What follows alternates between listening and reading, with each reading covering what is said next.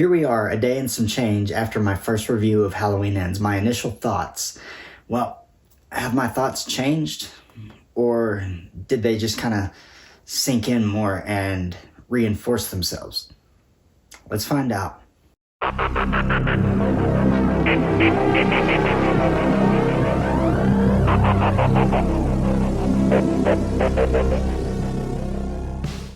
Okay, so this review is going to be absolutely spoiler-filled. If you haven't seen the movie, you don't want to spoil, stop now. Do not watch. Do not pass go. Don't collect a check. Don't do nothing. Stop right now. All right. Let's go. I'm going to run through the plot, and we're going to just kind of take it piece by piece, what I like, what I didn't like, and we're going to get through this as painlessly as possible. Hopefully you enjoyed the video. Make sure you subscribe to the channel. Thank you, and leave a like. All right, so this film opens on Halloween night in 2019, 1 year after the events of Halloween 2018 and Halloween Kills. Watching this, I kept wondering, why are we starting here? What is significant about this year? And then I saw Corey Cunningham, and I was like, oh, okay, so we're jumping right in. Based on the description that we got in the first trailer, I kind of knew something was coming, but I was not prepared for what I saw. The kid falling over the railing and just smashing his face off the floor. That was an image that's going to stick in my head for a pretty long while. And I think that was a perfect way to start this movie. It was just brutal. And it was nice to kind of set that tone. So while I have this thought, I said at one point in my other review that there were a lot of warmer tones in this film, and that is true. There are warmer tones in this, but there is a lot of cool tones as well. It's a nice blend of the two tones, especially, through the opening credits. The opening credits are cool. They're that blue color, and they're stylized very much like Halloween 3 Season of the Witch, which is something maybe not everybody noticed, but it's definitely something to keep an eye out for. All right, so past that opening scene, we are now in the year 2022, 4 years after the events of the first two parts of this trilogy. Lori is trying to move on with her life. She's writing her memoirs. She's living with her granddaughter, Allison. They bought a house in town, and she's trying to just put the pieces back together. The town is still kind of paranoid. They've been blaming Michael for things that weren't him. He's kind of just there in the back of everybody's mind. But Lori has this new peace of mind after finding out in the last film that Michael wasn't actually coming after her at all. And he was only in her path because somebody put him there, and that she was hunting him. Without those two things, they never crossed paths again. So I think she has that peace of mind, and she's just trying to make things work, do the best that she can to be there for her granddaughter, who's kind of now taken the place of Karen in a way. She's trying to give Allison that upbringing that she never gave her daughter because of her paranoia over Michael. And that's a nice little touch there. My feelings on Lori have just been cemented. I love her character in this movie. She is the absolute best version of the character that I've seen.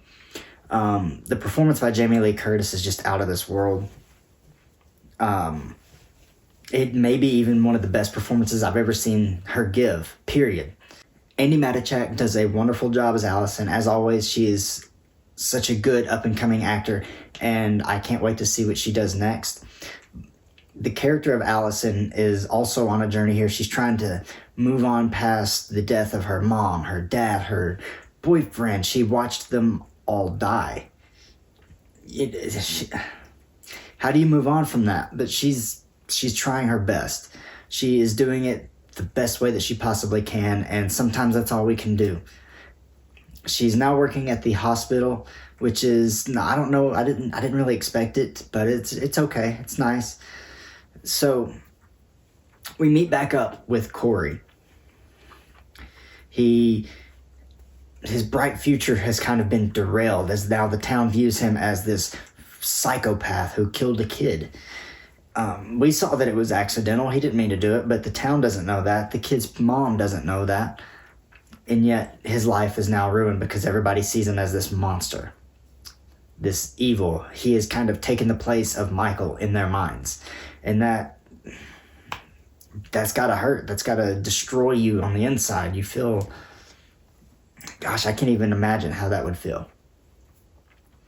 So we meet back up with him. He is working at a junkyard that's owned by his mother's boyfriend or husband. I'm not 100% sure. And he goes to this little convenience store to try to get a drink. And when he does, these band kids come and start bullying him and trying to get him to buy them beer. They're band kids. This man is getting bullied by band kids in high school. That's all I'm going to say about that. So they bully him. They push him down. He cuts his hand on a piece of glass. It's like metaphoric for the evil inside him being opened up. And so who comes to save the day? It's Laurie. She takes him to the hospital. He gets bandaged up by Allison, and they start forming their relationship. And this relationship grows, and it grows, and it grows, and it grows,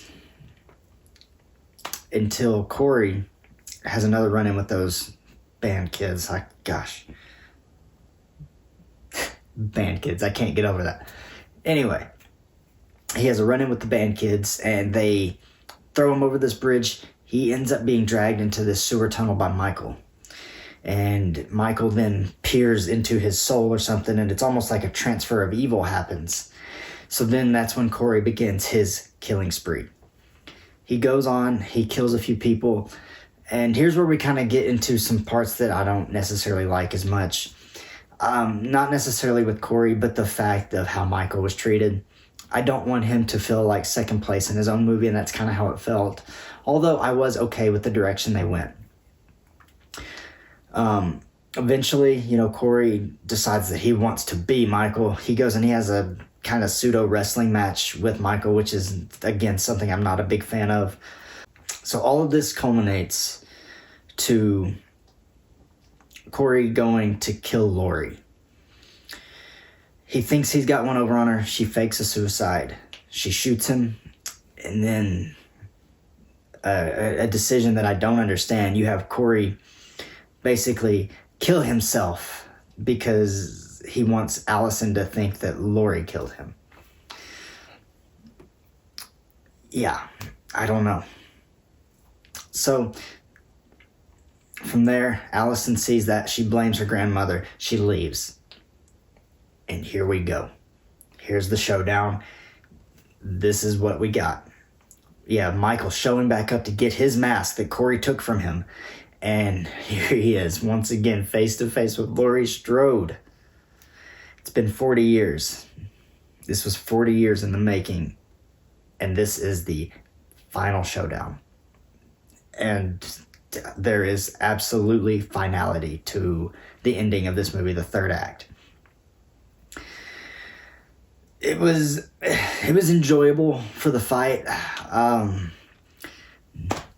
I'll be honest, I don't like the third act all that much. I don't think that they landed the plane, so to speak, as well as they could have. Okay, so Michael dies. They cut his throat. They cut his wrist. They tie him to the roof of a car. They drive him to this big compactor in the junkyard, and they just pulverize his body. I think that was overkill. I don't think that we needed to see Michael killed like that. Personally, I would have had Laurie be the one that dies, and you can leave it kind of ambiguous for Michael, whether he's alive or dead, but I think Laurie should have been a character that was killed off. Although, I do understand where there is a certain Laurie getting her peace, finally. She's finally able to move on. She's finally able to finish her memoirs now that this chapter of her life is over after 40 years. I get it. I just don't think that it was the best decision, and I think a different route could have lifted this ending up a little more and made it more bearable for a lot of people. However, I am still very positive on this film. I enjoyed the psychological route that they took. I'm definitely going to keep watching it more. I want to get as much of this movie in my brain as possible. If I have any other thoughts, I'm going to let you know about them. Maybe in a few weeks I'll do another review just to kind of see where it sits then. So if you have any new thoughts or anything different from mine, please let me know.